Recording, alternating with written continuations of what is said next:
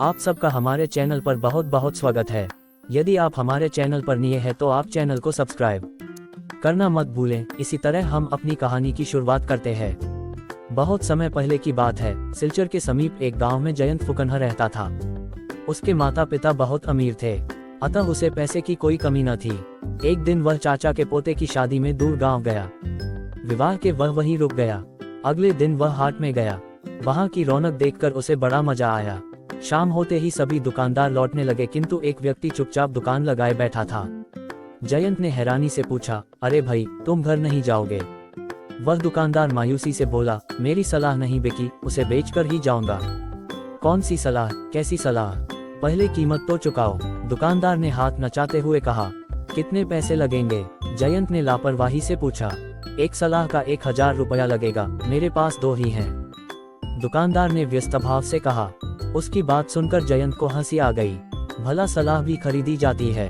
परंतु जाने जयंत के मन में क्या आया, उसने 2000 रुपए गिनकर उसके सामने रख दिए। दुकानदार हिल हिल कर बोला, कांटेदार बाड़ न लगाना, घरवाली को राज न बताना, नहीं तो पीछे पड़ेगा पछताना। जयंत ने उसकी सलाह याद कर ली। घर पहुंचा तो पत्नी दरवाजे पर खड़ी मिली। बाग का माली भी वहीं था। वह माली से दरवाजे के ऊपर बाड़ लगवा रही थी। जयंत को नई नई सलाह याद थी। उसने पत्नी को वह बाड़ लगाने से मना किया। 2000 रुपए वाली बात भी बताई। उसकी पत्नी खिलखिलाकर हंस दी। मान गए आपको, कोई भी घड़ी भर में मूर्ख बना जाता है। अरे, इतने रुपए पानी में बहा आए, मेरे लिए जेवर बनवा देते। जयंत चुपचाप भीतर आ गया। उसे अपनी गलती पर क्रोध आ रहा था।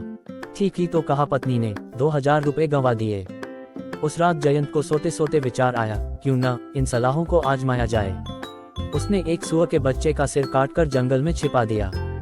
फिर खून से सना चाकू पत्नी को दिखाकर बोला, अरे, मुझसे एक आदमी का खून हो गया है, तू किसी से कहना मत, वरना आफत आ जाएगी। जयंत की पत्नी के पेट में बात पचना आसान न था। वह मटका लेकर पनघट पर जा पहुंची। वहां वह अपने पति की बहादुरी की डींगे हाँकने लगी।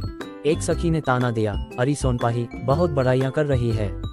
ऐसा कौन सा बड़ा काम कर दिया तेरे पति ने? जयंत की पत्नी सोनपाही ने पीछे हटना नहीं सीखा था। बात में नमक मिर्च लगाकर उसने शान से सबको बताया कि जयंत ने एक आदमी का खून करके उसकी लाश जंगल में छिपा दी है। शाम होते होते पूरे गांव में ये खबर फैल गई। जयंत खेत से लौट रहा था। लोग उसे देखते और हाय राम, जान बचाओ कहकर भाग खड़े होते। जयंत कुछ समझ नहीं पाया। अगले दिन राजा का बुलावा आ पहुंचा।